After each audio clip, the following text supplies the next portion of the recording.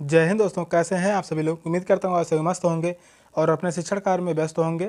स्वागत है आप सभी का सीटेट 7 जुलाई 2024 के एग्ज़ाम में। और आज हम करने वाले हैं एसएसटी के सबसे बेहतरीन क्लास। इस मैराथन क्लास से हम 60 क्वेश्चन में से 55 से 56 क्वेश्चन सही करेंगे। एग्ज़ाम हॉल में 60 क्वेश्चन में से 55 से 56 क्वेश्चन सही कर आएंगे। क्लास बहुत ही इंपॉर्टेंट होने वाली है। क्लास 1 है। चैनल पर जो भी नए हैं चैनल को सब्सक्राइब कर लीजिए। चलिए चलते हैं क्वेश्चन की तरफ। और आज का पहला क्वेश्चन है, निम्नलिखित में से मानचित्रों का कौन सा एक घटक नहीं है। पूछा है मानचित्रों का कौन सा एक घटक नहीं है। आकार, प्रतीक, दूरी या दिशा। कौन सा ऑप्शन सही होगा? तो आप सभी बताइए इन चारों ऑप्शन में से कौन सा ऑप्शन राइट होगा।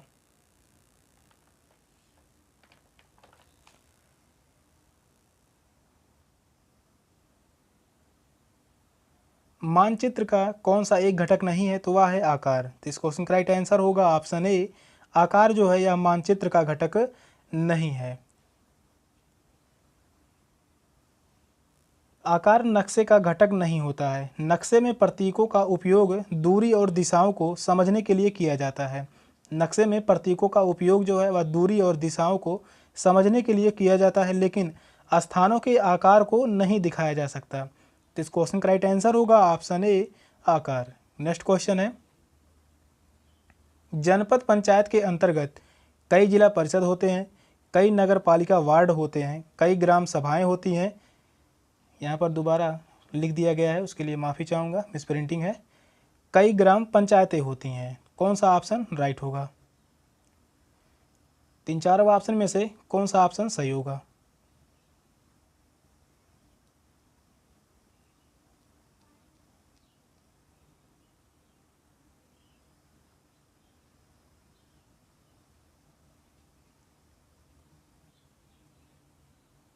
जनपद पंचायत के अंतर्गत कई ग्राम पंचायतें होती हैं। तो इस क्वेश्चन का राइट आंसर होगा ऑप्शन डी, कई ग्राम पंचायतें होती हैं। जनपद पंचायत के अंतर्गत कई ग्राम पंचायतें होती हैं। जनपद पंचायत या पंचायत समिति के अधीन कई ग्राम पंचायतें होती हैं। पंचायती राज प्रणाली के 3 स्तर होते हैं, ग्राम पंचायत, जनपद पंचायत तथा जिला पंचायत। 3 स्तर होते हैं, ग्राम पंचायत, जनपद पंचायत तथा जिला पंचायत। तो इस क्वेश्चन का राइट आंसर होगा ऑप्शन डी, कई ग्राम पंचायतें होती हैं जनपद पंचायत के अंतर्गत। नेक्स्ट क्वेश्चन है, भारत का निम्नलिखित में से कौन सा राज्य कलमक छापे के लिए लोकप्रिय है। तमिलनाडु, कर्नाटक, आंध्र प्रदेश या पंजाब। कौन सा ऑप्शन राइट होगा?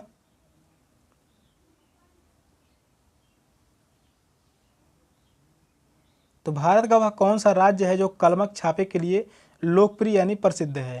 तो कौन सा ऑप्शन सही होगा?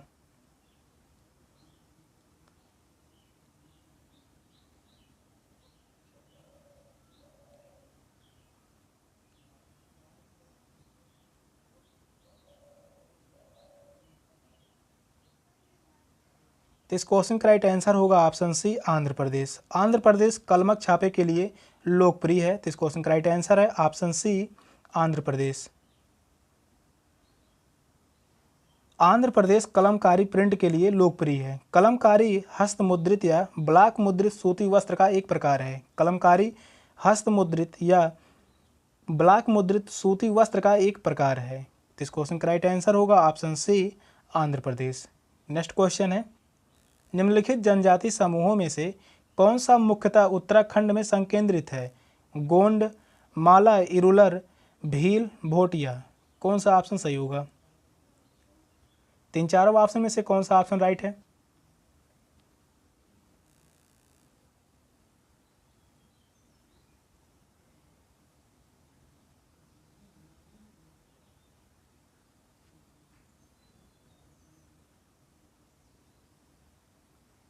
क्वेश्चन कह रहा है जनजाति समूहों में से कौन सा मुख्यतः उत्तराखंड में संकेंद्रित है, तो वह है भोटिया जनजाति। तो इस क्वेश्चन का राइट आंसर होगा ऑप्शन डी, भोटिया जनजाति।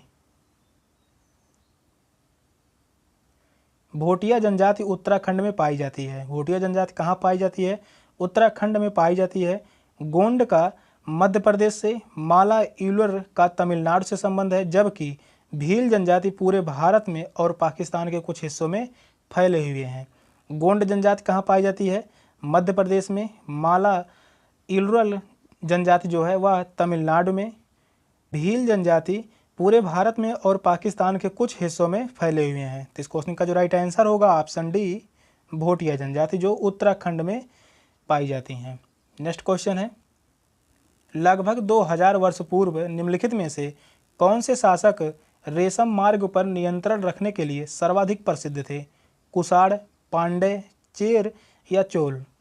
कौन सा ऑप्शन सही होगा?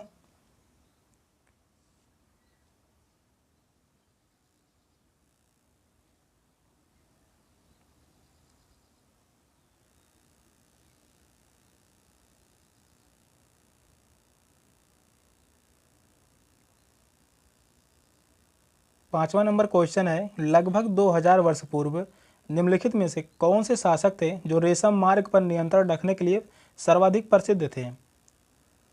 तो वह शासक थे कुषाण। तो इस क्वेश्चन का राइट आंसर होगा ऑप्शन ए, कुषाण शासक। लगभग 2000 वर्ष पहले सिल्क रूट को नियंत्रित करने के लिए कुषाण सर्वश्रेष्ठ माने जाते थे। उन्होंने मध्य एशिया और उत्तरी पश्चिमी भारत पर शासन किया। शासकों और अमीर लोगों के बीच रेशम पहनना एक फैशन बन गया था। शासकों और अमीर लोगों के बीच रेशम पहनना एक फैशन बन गया था। तो इस क्वेश्चन का राइट आंसर होगा option A, Kushan. Next question है, अहोम के विषय में निम्नलिखित में से कौन सा एक तत्व नहीं है? क्वेश्चन जो कह रहा है अहोम के विषय में कौन सा तत्व सही नहीं है? अहोम राज्य कुलों में विभाजित था जिन्हें पाइक कहा जाता था। अहोम समाज बहुत ही परिष्कृत था। भूइयाँ लोगों की पुरानी राजनीतिक व्यवस्था का दमन करके अहोम राज्य की स्थापना की गई। अहोम राज्य बेगार पर निर्भर था। कौन सा ऑप्शन सही होगा?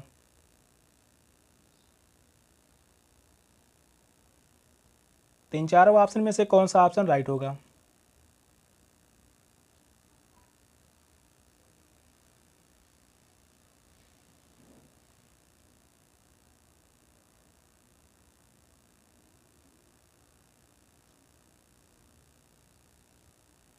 तो इस क्वेश्चन का राइट आंसर होगा ऑप्शन ए, अहोम राज्य कुलों में विभाजित था जिन्हें पाइक कहा जाता था। यह बात जो है यह सही नहीं है। बाकी अहोम समाज बहुत ही परिष्कृत था, यह भी सही होगा। भूइयाँ लोगों की पुरानी राजनीतिक व्यवस्था का दमन करके अहोम राज्य की स्थापना की गई। अहोम राज्य बेगार पर निर्भर था, यह भी सही है। अहोम राज्य को कुलों में विभाजित कर उसे पाइक कहा गया जो गलत है। अहोम राज्य को कुलों में विभाजित कर उसे पाइक कहा गया जो कि गलत है। अहोम राज्य बधुआ मजदूर पर निर्भर करता था। अहोम राज्य जो है वह बधुआ मजदूर पर निर्भर करता था, यह बात सही है। उन्हें राज्य के लिए काम करने के लिए मजबूर किया गया, इन्हें पाइक कहा जाता था, यह भी सही होगा। तो इस क्वेश्चन का राइट आंसर था ऑप्शन ए। नेक्स्ट क्वेश्चन है, हैगियोग्राफी संबंधित है संत के जीवन लेखन से, संत के आत्मकथा लेखन से, शासक के जीवनी लेखन से, शासक के आत्मकथा लेखन से? कौन सा ऑप्शन सही होगा?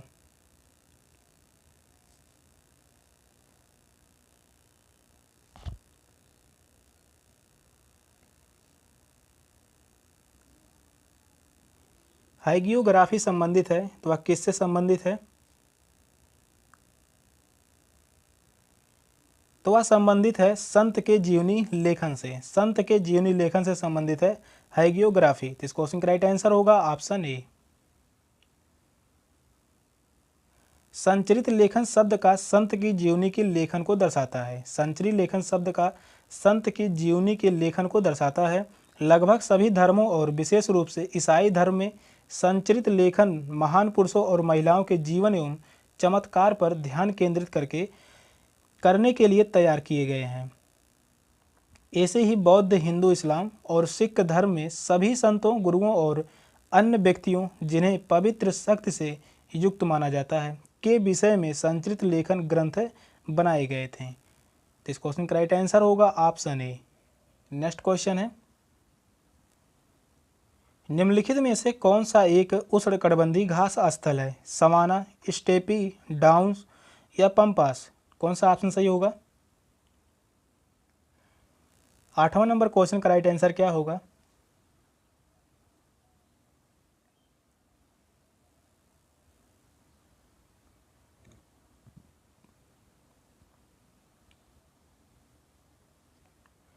तो इस क्वेश्चन का राइट आंसर होगा ऑप्शन ए सवाना। सवाना घास का मैदान जो है या उष्णकटिबंधीय घास स्थल है। तो इस क्वेश्चन का राइट आंसर होगा ऑप्शन ए सवाना।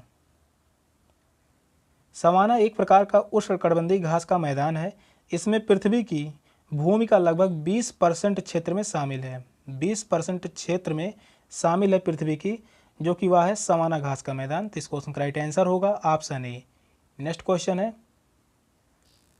निम्नलिखित में से किस एक को जीवाश्म ईंधन माना जाता है?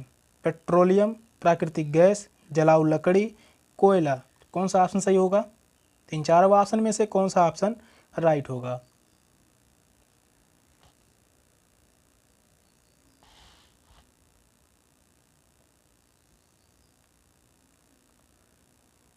क्वेश्चन जो कह रहा है किस एक को जीवाश्म ईंधन माना जाता है, तो पेट्रोलियम, प्राकृतिक गैस, कोयला, या तीनों जीवाश्म ईंधन गैस हैं। यहाँ पर क्वेश्चन होना चाहिए था जीवाश्म ईंधन नहीं माना जाता है। यहाँ पर मिसप्रिंटिंग हुई है। क्वेश्चन जो है निम्नलिखित में से किस एक को जीवाश्म ईंधन नहीं माना जाता है, तो वह होगा जलाऊ लकड़ी। जलाऊ लकड़ी को जीवाश्म ईंधन नहीं माना जाता है। बाकी यह तीनों जो हैं पेट्रोलियम, प्राकृतिक गैस, कोयला, यह जो है जीवाश्म ईंधन माने जाते हैं।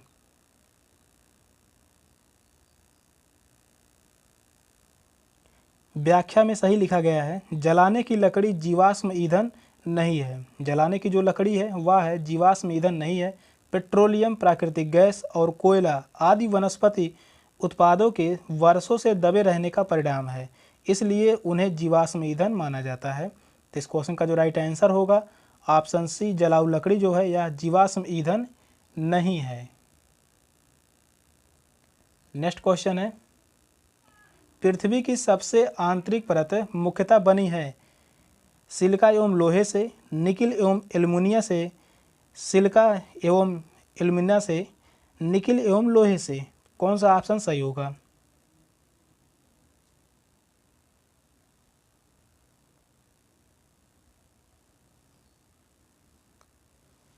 पृथ्वी की सबसे आंतरिक परत मुख्यतः बनी है, तो वह बनी है निकिल एवं लोहे से। पृथ्वी की सबसे आंतरिक परत जो बनी है निकिल एवं लोहे से बनी है। पृथ्वी की सबसे भीतरी परत मुख्य रूप से निकिल और लोहे से बनी है। इसे निफे कहा जाता है। क्या कहा जाता है? इसे निफे कहा जाता है। निकिल के लिए Ni तथा आयरन के लिए Fe का प्रयोग किया जाता है। तो इस क्वेश्चन का राइट आंसर होगा ऑप्शन डी, निकिल एवं लोहे। नेक्स्ट क्वेश्चन है, निम्नलिखित में से कौन सी एक आकृति नदी के निक्षेपण कार्य का परिणाम है? विसर्प, चाप झील, पानी का फव्वारा, बाढ़कृत मैदान। कौन सा ऑप्शन सही होगा? तीन चारों ऑप्शन में से कौन सा ऑप्शन राइट होगा?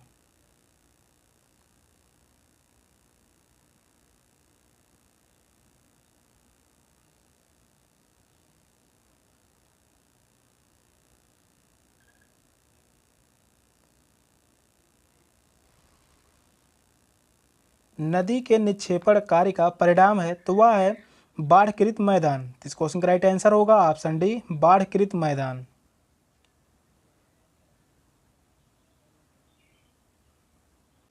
नदी की सीमा के आसपास बाढ़ की संभावना अधिक होती है। नदी की सीमा के आसपास बाढ़ की संभावना अत्यधिक होती है, अतः बाढ़ के मैदान अपेक्षाकृत सपाट क्षेत्र होते हैं।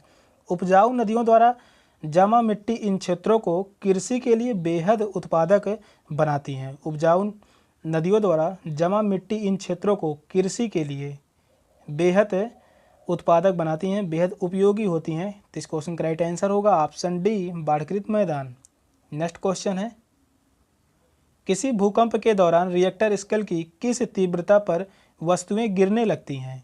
6.0 या उससे अधिक, 7.0 से अधिक, 2.0, 5.0 से अधिक। कौन सा ऑप्शन राइट होगा? तीन चारों ऑप्शन में से कौन सा ऑप्शन सही होगा?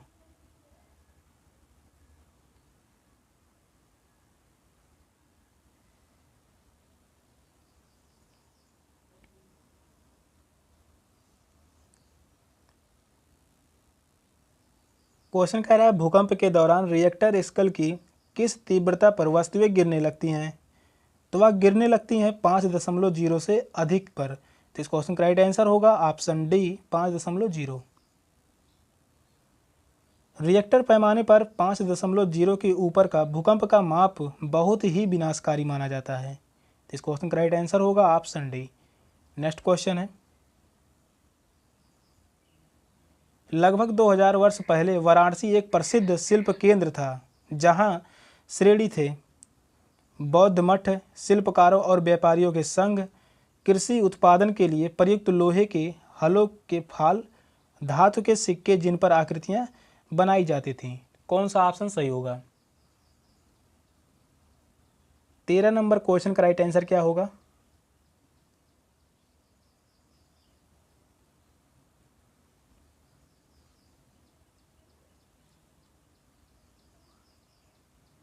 क्वेश्चन कह रहा है 2000 वर्ष पहले वाराणसी एक प्रसिद्ध शिल्प केंद्र था, जहां श्रेणी थे शिल्पकारों और व्यापारियों के संघ। तो इस क्वेश्चन का राइट आंसर होगा ऑप्शन बी, शिल्पकारों और व्यापारियों के संघ। लगभग 2000 वर्ष पहले वाराणसी एक प्रसिद्ध शिल्प कला का केंद्र था, जहां श्रेणी शिल्पकार एवं व्यापारियों का संघ था। शिल्पकार प्रशिक्षित देते थे, शिल्पकार जो है वह प्रशिक्षण देते थे, कच्चे माल उपलब्ध कराते थे तथा तैयार माल को वितरित करते थे। श्रेणी के व्यापारी उस उद्योग का संचालन करते थे। तो इस क्वेश्चन का राइट आंसर होगा ऑप्शन बी, शिल्पकारों और व्यापारियों के संघ थे। नेक्स्ट क्वेश्चन है, दिल्ली के सुल्तानों के शासनकाल में निम्नलिखित में से कौन सी एक प्रशासनिक भाषा थी? फारसी, हिंदी, अरबी या उर्दू? कौन सा ऑप्शन सही होगा?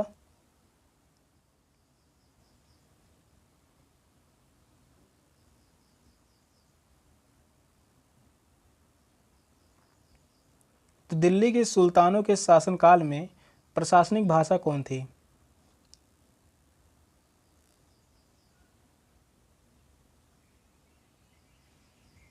तो वह थी फारसी। तो इस क्वेश्चन का राइट आंसर होगा ऑप्शन ए, फारसी। दिल्ली के सुल्तानों के शासनकाल में प्रशासनिक भाषा जो थी वह थी फारसी।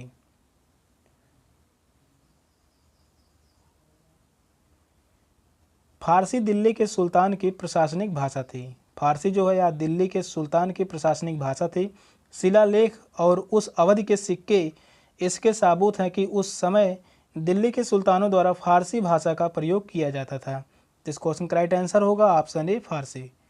अगला क्वेश्चन है, बौद्ध धर्म में बोधिसत्व थे, वे लोग जिन्होंने निर्वाण प्राप्त किया? चीनी बौद्ध तीर्थयात्री, बौद्ध विद्वान, बुद्ध की प्रतिमाएं? कौन सा ऑप्शन राइट होगा?